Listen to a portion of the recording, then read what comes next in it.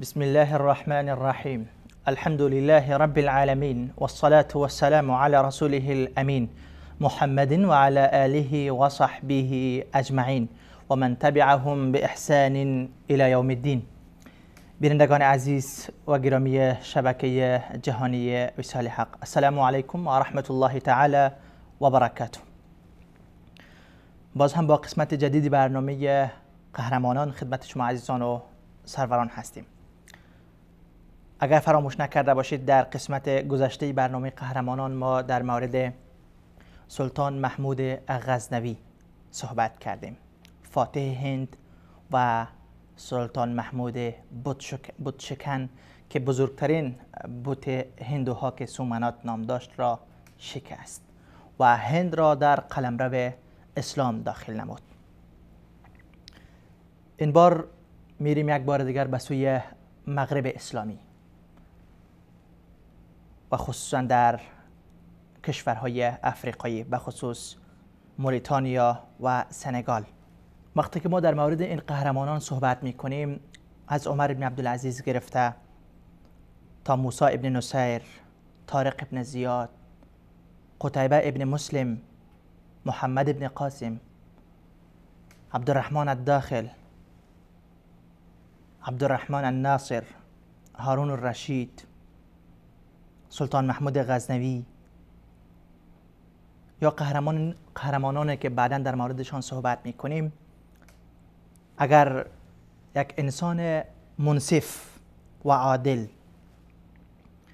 بیاید این لیست قهرمانان را ورق بزند و ببیند و سعی کند که در میان اینها درجه بندی کند، مثلا فلان قهرمان اول، فلان در درجه دوم، فلان در درجه سوم، من با یقین کامل میتوانم بگویم که هر انسان منصف و عادل متردد میماند، در حیرت میماند که کدام یک را در درجه اول قرار دهد. آیا عمر ابن عبدالعزیز را که مورخین خلافت او را با خلافت راشده یکسان میدانند و ادامه و تداوم خلافت راشده میدانند؟ آیا موسی ابن نصیر، کسی که به عمر 80 سالگی می رود و اندلس را فتح می کند و شمالی افریقا را از ناامنی و از ملوک الطوائفی یک حکومت واحد می سازد؟ آیا طارق ابن زیاد را که پدرش یک غلام آزاد کردی بربری هست می رود اندلس را فتح نموده تا قلب اروپا می رسد؟ آیا عبدالرحمن داخل را در درجه اول قرار دهد که بعد از سقوط دولت اموی و خلافت اموی اندلس را رفته دوباره فتح می کند و امارت اموی را در آنجا تأسیس می کند و زوال مسلمانان در اندلس را تا چند قرن به تأخیر می اندازد؟ یا قتیبه ابن مسلم را در درجه اول قرار دهد، کسی که شاه چین پیش او ذلیلانه و خار شده جزیه تقدیم می کند و از او عذرخواهی می کند؟ یا جوان 17 ساله محمد ابن قاسم را که فاتح سند می شود؟ یا سلطان محمود غزنوی، کسی که هند را به قلمرو اسلام داخل می کند و لقب بتشکن این ملت را از آن خود می کند؟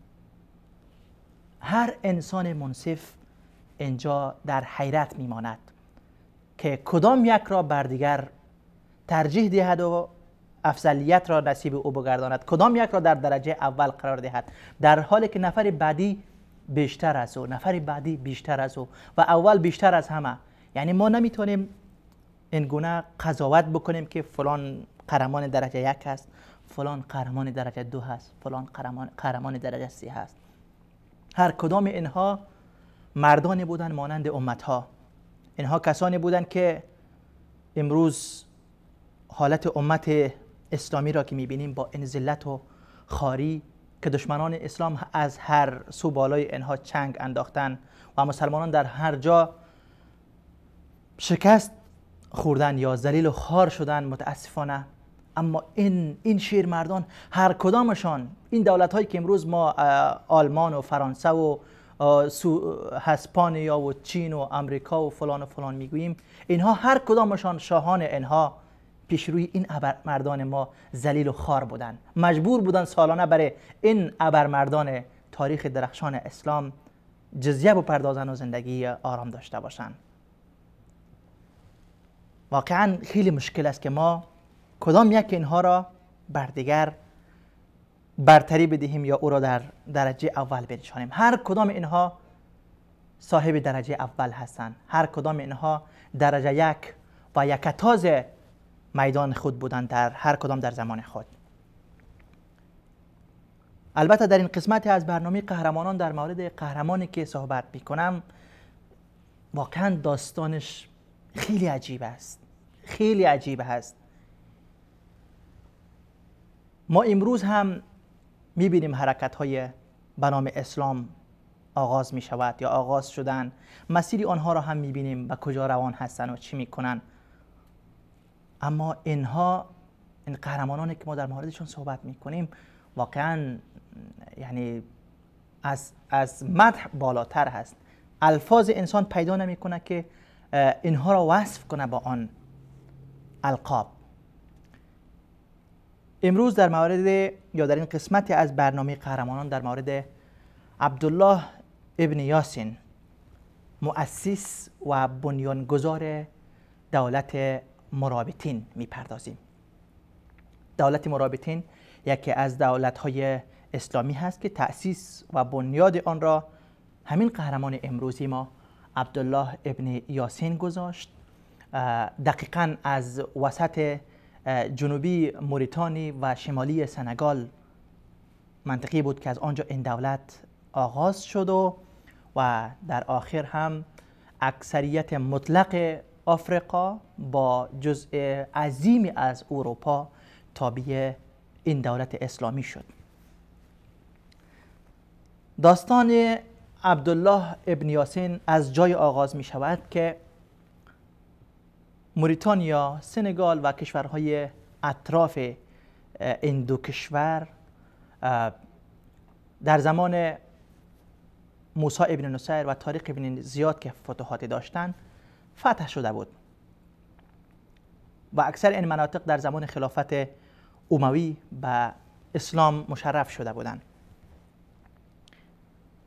اما در قرن پنجم وضعیت مسلمانان و وضعیت اسلام در موریتانیا و در سنگال و غیره کشورهای آن منطقه خیلی وخیم بود. یعنی مسلمانان از دین فقط کلمه را میفهمیدن، بیشتر از او چیزی را نمیفهمیدن.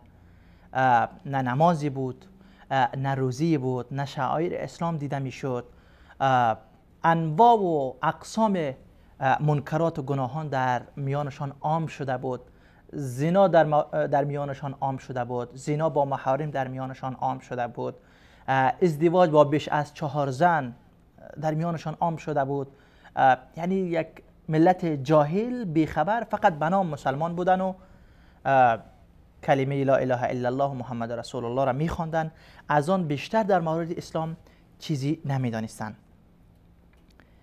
اینجا قبایلی که در آن مناطق زندگی میکرد، یکی لمتونه بود، یکی هم کدالی یا جزالی ها بودند که اینها در اصل بربری هستند، امازیغی هستند. رئیس قبیله جزالی ها که یحیی ابن ابراهیم نام داشت از این وضعیت خسته شد. دید که این قوم من به کدام سمت و سو روان هست، این چطور اسلامی هست که به هیچ امر از امور اسلام عمل نمی شود، به هیچ حکم از احکام اسلامی عمل نمی شود و از هیچ محرم الهی پرهیز نمی شود.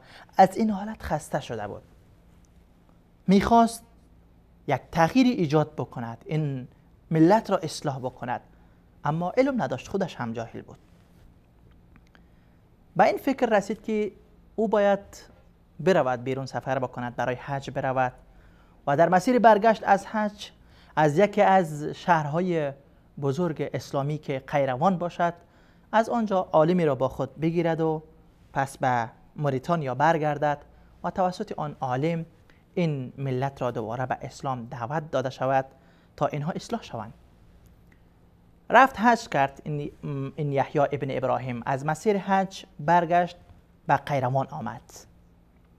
قیروان یکی از شهرهای فرهنگی مسلمانان بود، یکی از بزرگترین شهرهای فرهنگی مسلمانان بود که تعداد مدارس و علما، مساجد، محدثین، فقها در قیروان همانند بغداد خیلی زیاد بود. وقتی که به قیروان آمد، عالم معروف و مشهور قیروان که ابو عمران الفاسی نام داشت پیش او حاضر شد، همین یحیی ابن ابراهیم. برای او عالم بزرگ قیروان گفت من از موریتانی آمدم. اوضاع مسلمانان در موریتانی خیلی وخیم هست. مسلمانان موریتانی بجز از لا اله الا الله و محمد رسول الله چیزی را از دین نمیدانند. انواع و اقسام زیادی از منکرات و گناهان در میانشان عام شده است. چی می شود که تو یکی از شاگردانت را همراه من بفرستی تا آن مردم را به اسلام دعوت داده شود و آنها اصلاح شوند؟ ابو عمران الفاسی گفت گپ خوبی است. شاگردانش را جمع کرد، برایشان گفت که این مرد از صحرای موریتانی آمده است. وضعیت مسلمانان در موریتانی را وخیم می‌خواند. آیا کسی از شما آماده است که به صحرای ریگزار و ریگستان موریتانی برود همراه این مرد و قوم این مرد و ملتی که در آنجا زندگی می‌کنند را به اسلام دعوت کند؟ شاگردان ابو عمران الفاسی گفتند خیلی مشکل است. در صحراهای بیابان و خشک موریتانی رفتن، آنجا زندگی کردن، زندگی بدوی داشتن واقعا مشکل است، چون قیروان شهر آباد، شهر زیبای اسلامی و یکی از مراکز بزرگ اسلام بود. چطور یک کسی میتواند که این همه آسایش و رفاهیت را در قیروان بگذارد و خودش به زندگی بداوت به صحرا برود تا مردم را دعوت دهد؟ اینجا آنها مشکل پنداشتند و آماده نشدند برای این کار. اینجا ابو عمران الفاسی برای یحیی ابن ابراهیم گفت من شاگرد دارم به نام واجاج اللمطی که در نفیس، در شهر نفیس زندگی می کند. عالمی خیلی خوبی هست، از من علم زیاد آموخته است. تو می توانی نزد او بروی، شاید از میان شاگردان او کسی پیدا شود که با تو برود. یحیی ابن ابراهیم پیامی را از ابو عمران الفاسی می گیرد و نزد این عالم دیگر می رود که واجاج نام دارد. نزد واجاج می رسد، پیام ابو عمران الفاسی استادش را به او تقدیم می کند که این پیام هست ما در موریتانی وضعیت بدی داریم. مسلمانان از دین دور شدن، از دین چیزی را نمیدانند. آیا میشه تو یکی از شاگردانت را همراه من به صحرای گرم موریتانی بفرستی تا مردم ما را به اسلام دعوت کند و در این ثواب تو هم شریک شوی؟ اینجا واجاج شاگردانش را جمع می کند و می گوید که این مرد از موریتانیای جنوبی یا از جنوب موریتانیا آمده است. وضعیت مسلمانان در آنجا وخیم هست. آیا یکی از شما آماده هست که با این مرد برود، قوم این مرد را به اسلام دعوت کند؟ اینجا از میان شاگردان واجاج اللمطی شخصی که بلند می شود و برای رفتن به صحرای گرم موریتانی آماده می شود، کسی که تمام عیش و آسایش و رفاهیت شهر نفیس را میگذارد و آماده می شود که با این مرد به صحرای موریتانی حرکت بکند، این مرد قهرمان این برنامه ما هست، عبدالله ابن یاسین. عبدالله ابن یاسین میگوید که بله ای استاد، من آماده هستم که با این مرد به صحرای ریگزار موریتانی بروم و مردم آن سرزمین را به اسلام دعوت کنم. اینجا یحیی ابن ابراهیم، این مهمان خود، این عالم نوجوان عبدالله ابن یاسین را با خود میگیرد و به سوی سرزمین موریتانی حرکت میکنند. اینها صحراهای گرم و ریگزار کشور جزایر را عبور میکنند، بالاخره به جنوب موریتانی میرسند. وقتی که در میان قوم جدالی میرسند در جنوب موریتانی، این دعوتگر اسلام و این قهرمان ما عبدالله ابن یاسین فعالیت خود، کار خود، دعوت خود را از صفر آغاز می کند. فراموش نکنید که تنها یک مرد هست، یک طالب علم، یک کسی که از ابو عمران الفاسی و از واجاج اللمتی علم آموخته است، در قیروان علم آموخته است، در دمشق علم آموخته است، حالا برگشته است به صحرای ریگزار موریتانی آمده است تا مردم این سرزمین را به اسلام دعوت دهد. تمام نعمت و آسایش و رفاه را پشت سر در آنجا گذاشته است و زندگی بداوت و با مشقت را در صحراهای موریتانی را انتخاب کرده است. دعوت را آغاز می کند، مردم را به سوی عبادت الله دعوت می کند که ای مردم، شما مسلمان هستید، شما کلمه می خوانید لا اله الا الله محمد رسول الله. معنای این کلمه چی هست؟ که باید به تنهایی الله را پرستش کنید، عبادت کنید و باید از پیامبر اکرم صلی الله علیه و سلم اطاعت و فرمانبرداری کنید.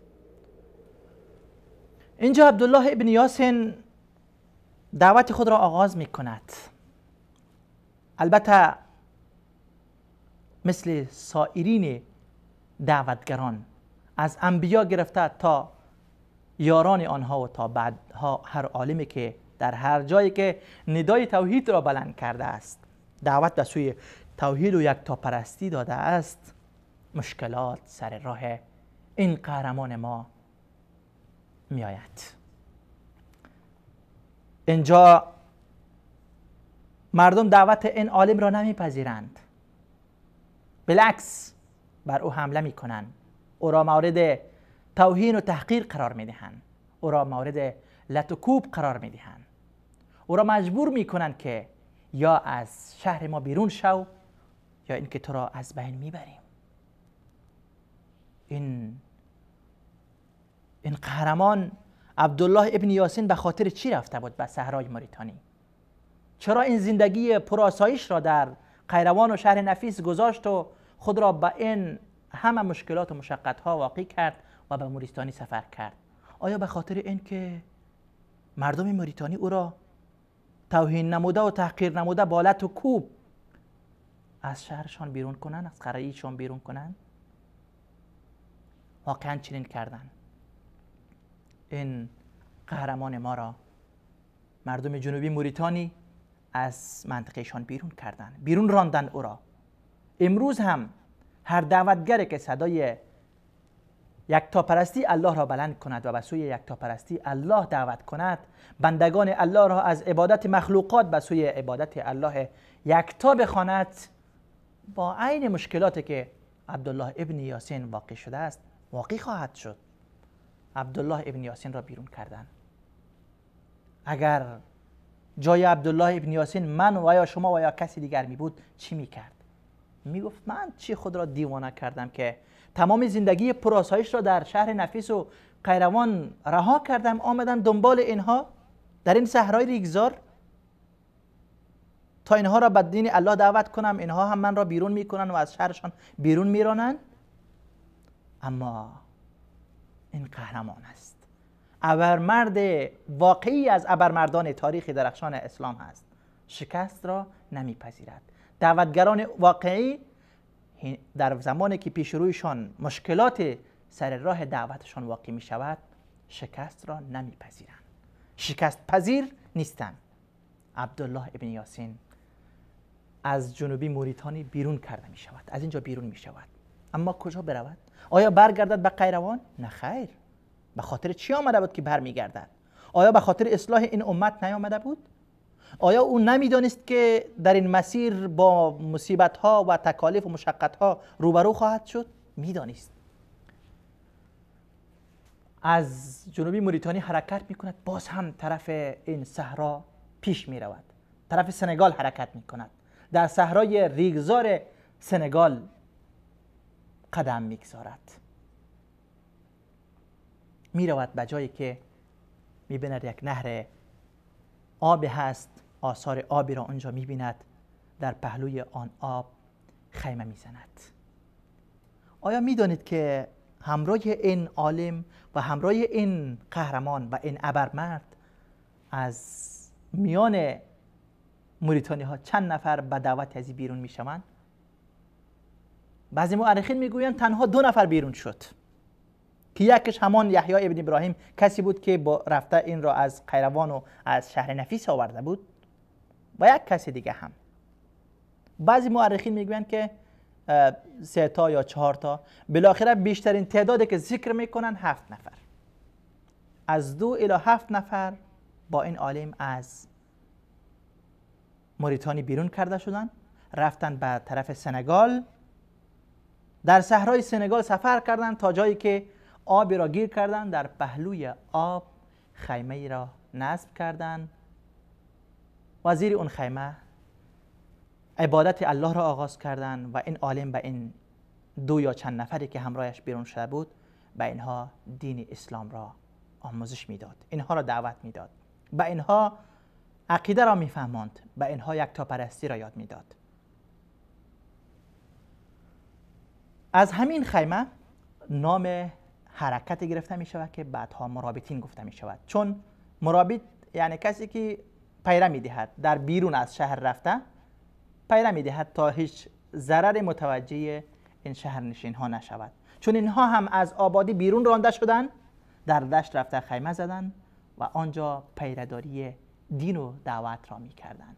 حرکت مرابطین از زیر این خیمه آغاز می شود. البته وقت برنامه با پایان رسیده.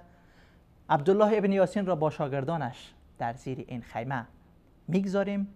قسمت بعدی انشاءالله در مورد فعالیت هایی که از این خیمه آغاز می شود و چطور می تواند که این عالم دعوتگر و این ابرمردی از ابرمردان تاریخ اسلام و این قهرمانی از قهرمانان تاریخ درخشان اسلام بعدها اکثریت مطلق افریقا با جزء عظیمی از اروپا تابع دولت مرابطین می شود.